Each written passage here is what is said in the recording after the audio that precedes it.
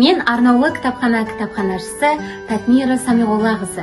Әйел бір қолымен бесікті тербетсе, екінші қолымен әлемді тербетеді дегенде, дәл солай жауапты жұмысты абыроймен атқарып, керемет ана, аяулы жар болуды қатар алып жүрген әріптес қыз-келіншектерді 8 Наурыз мерекесімен құттықтаймын.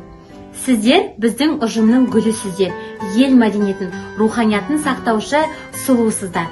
Кітапхана саласында келелі істер атқарып жүрген ізгі жансыздар.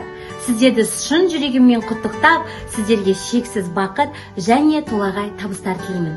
Жұмыстарыңызға тек қана жетістіктер, жанұяларыңызда бақ пен береке болсын. Ендеше мына әдемі өлең жолдары сіздер үшін. Бір ұжымбыз, бір мақсатта бірлестік. Мамандарымыз болмайды істе білместік. Бірімізге тілекшіміз бәріміз, жүрмейді бұнда пендешілік күндестік.